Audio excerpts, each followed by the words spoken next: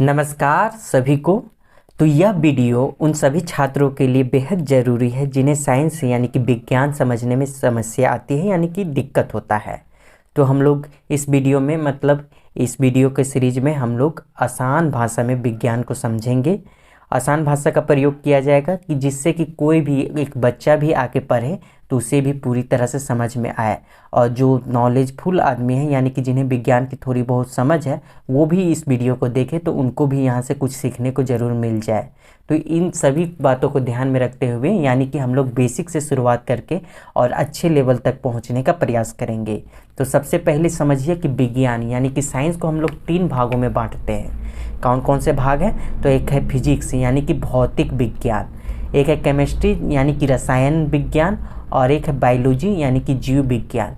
तो अगर जिन्हें साइंस की बहुत कम समझ हो या फिर साइंस की समझ नहीं है, उनको अगर साइंस को समझाने का सबसे पहले प्रयास किया जाए तो सबसे इंटरेस्टिंग से देखा जाएगा कि सबसे इंटरेस्टिंग पार्ट कौन सा है, उसे समझाने का प्रयास किया जाएगा ताकि उनका इंटरेस्ट बढ़े साइंस के प्रति। तो इसलिए बायोलॉजी यानी कि जीव विज्ञान से हम लोग शुरुआत करेंगे। जैसा कि नाम से ही आप देख रहे होंगे यहाँ पे जीव का प्रयोग हुआ है, यानी कि यहाँ पे हम लोग जीवधारियों के बारे में पढ़ेंगे, यानी कि जैसे कि जानवर हो गए, पेड़ पौधे हो गए, इन सभी के बारे में हम लोग बायोलॉजी में पढ़ेंगे। तो चलिए सबसे पहला सेक्शन यानी कि जीव विज्ञान यानी कि बायोलॉजी को हम लोग शुरू करते हैं। तो बायोलॉजी यानी जीव विज्ञान, सबसे पहले जानिए कि जीव विज्ञान का जनक किसे कहते हैं यानी कि फादर किसे कहते हैं। तो अरस्तु को जीव विज्ञान का फादर कहा जाता है। तो जीव विज्ञान को भी हम लोग 2 भागों में बांट कर देखते हैं। जैसे कि आप जितने भी जीव देखते होंगे अपने आसपास, तो एक जीव है जो कि एक स्थान से दूसरे स्थान तक जा सकता है, जैसे कि मानव, जानवर, ये सभी देख रहे होंगे। और दूसरा है जैसे कि पेड़ पौधा, इसमें भी तो जीवन होता है, ये एक जगह स्थिर रहते हैं। तो ये दोनों थोड़ा अलग हो जाते हैं, इन्हीं कारण से इन दोनों को अलग करके हम लोग पढ़ते हैं। तो जूलॉजी में हम लोग जीवधारियों के बारे में पढ़ते हैं यानी कि जंतुओं के बारे में पढ़ते हैं, और बॉटनी में हम लोग पेड़ पौधों के बारे में पढ़ते हैं। ठीक है। तो जूलॉजी का जनक किन्हें कहा जाता है? तो अरस्तु को कहा जाता है, जबकि बॉटनी का जनक थियोफ्रेस्टस को कहा जाता है। तो यहाँ तक आपने समझा। तो हम लोग शुरुआत करेंगे जीव विज्ञान के एक बहुत ही महत्वपूर्ण चैप्टर कोशिका से। सबसे पहले समझिए कि कोशिका यानी सेल के अध्ययन को क्या कहा जाता है? तो साइटोलॉजी कहा जाता है। साइटो का मतलब सेल से ही होता है। सेल यानी कि कोशिका की खोज किनके द्वारा की गई थी? तो रॉबर्ट हुक के द्वारा की गई थी। इन्होंने जिस कोशिका को खोज किया था वह एक मृत कोशिका थी। ठीक है। अगर बात करें जीवित कोशिका की खोज सबसे पहले किनके द्वारा की गई थी? तो लीवेन हुक के द्वारा की गई थी। और कोशिका सिद्धांत यानी कि हर एक जीव कोशिका से बना है और हर एक जीव का निर्माण एक कोशिका के द्वारा ही होता है, और कोशिका के विभाजित करके कोशिका की संख्या बढ़ती है। इन सभी का बारे में जिक्र कोशिका सिद्धांत में किया गया था, जिसका प्रतिपादन यानी कि जिसे स्लाइडेन एंड स्वान के द्वारा दिया गया है। तो कोशिका सिद्धांत किनके द्वारा दिया गया है? तो स्लाइडेन एंड स्वान के द्वारा दिया गया है, ये ध्यान में रखिएगा। तो आगे बात करते हैं सबसे छोटी कोशिका यानी कि दुनिया की सबसे छोटी कोशिका कौन सी है? तो माइकोप्लाज्मा गैलीसेप्टिकमा। ठीक है। और सबसे बड़ी कोशिका कौन सी है? तो शुतुरमुर्ग का अंडा। और बात किया जाए सबसे लंबा कोशिका की, तो तंत्रिका तंत्र सबसे लंबा कोशिका है, यानी कि नर्व सेल सबसे लंबी कोशिका है। और ये तो हुई ओवरऑल की बात, यानी कि सबसे बड़ा, सबसे छोटा, सबसे लंबा ओवरऑल में। मगर मानव शरीर में यानी कि ह्यूमन बॉडी में अगर बात की जाए कि सबसे छोटा सेल कौन सा होता है? तो स्पर्म सेल होता है, शुक्राणु। और सबसे बड़ा तो फीमेल का ओवम होता है, यानी कि अंडाणु। फीमेल का ओवम सबसे बड़ा सेल है, सबसे छोटा सेल स्पर्म सेल है। और सबसे लंबा सेल की बात किया जाए तो तंत्रिका तंत्र दोनों में होगा। ठीक है। तो बात करते हैं कोशिका के अंग की। तो सबसे पहले कोशिका के अंग के विभिन्न अंगों की बात करें तो उससे पहले कुछ सामान्य अंग को आपको जानना जरूरी है। तो उसके लिए सबसे पहले हम एक बेसिक फिगर बनाते हैं। तो देख लीजिए, एक कोशिका है, तो ये कोशिका का सबसे सिंपल फिगर यानी कि सबसे सामान्य फिगर कहा जा सकता है।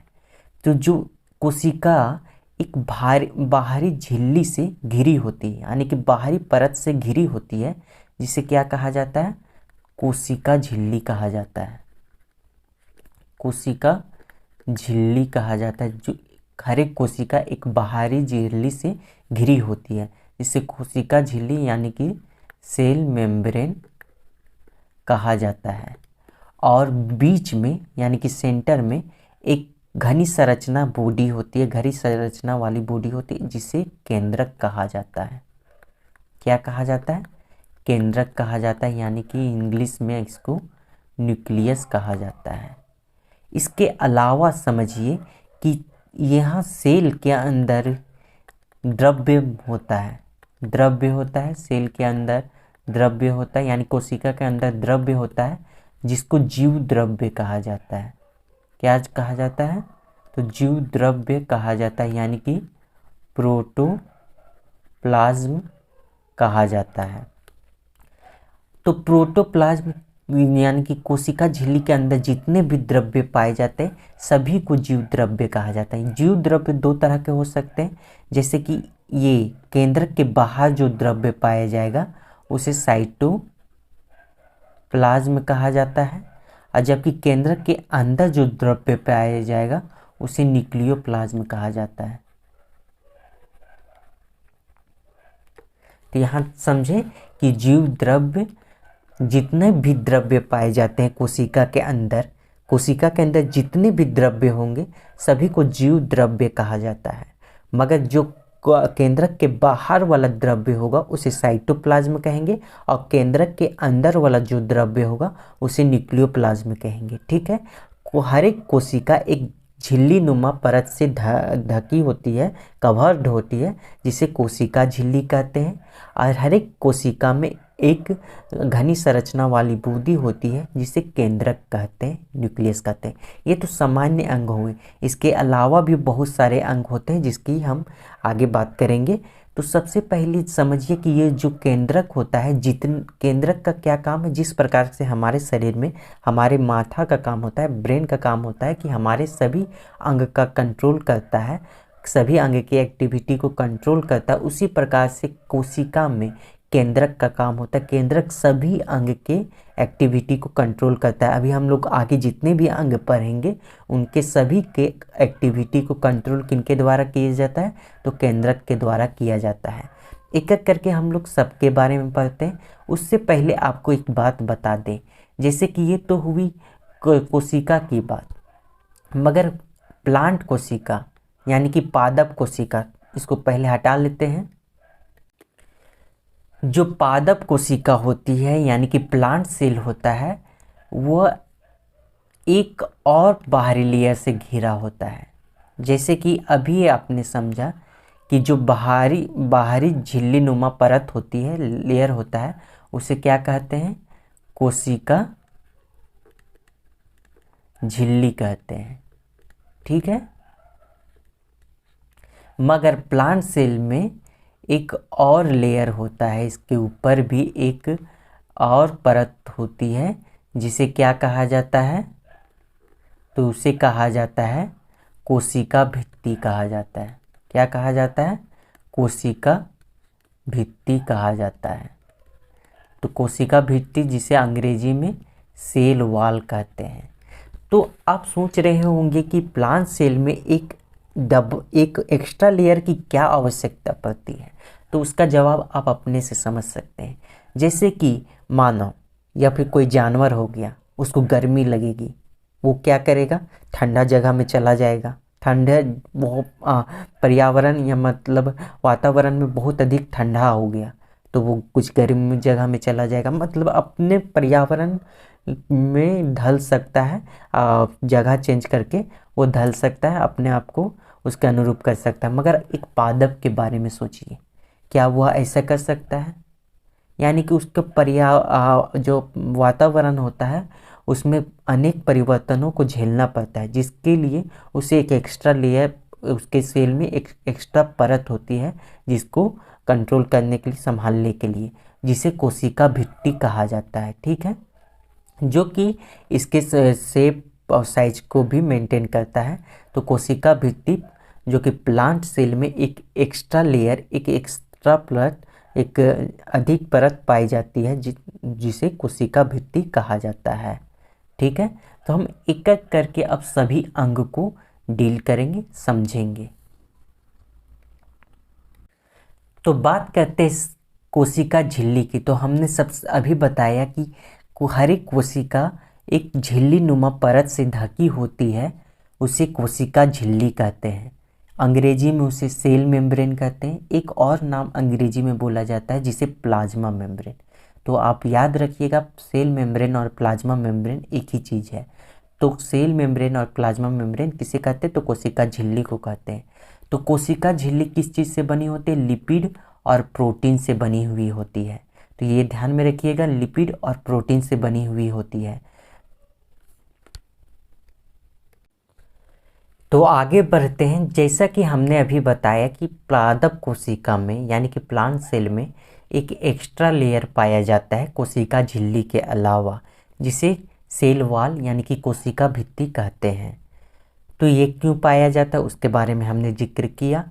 प्लांट सेल के अलावा यानी कि पादप कोशिका के अलावा यह फंगी में पाया जाता है, बैक्टीरिया यानी जीवाणु में पाया जाता है और एल्गी में पाया जाता है।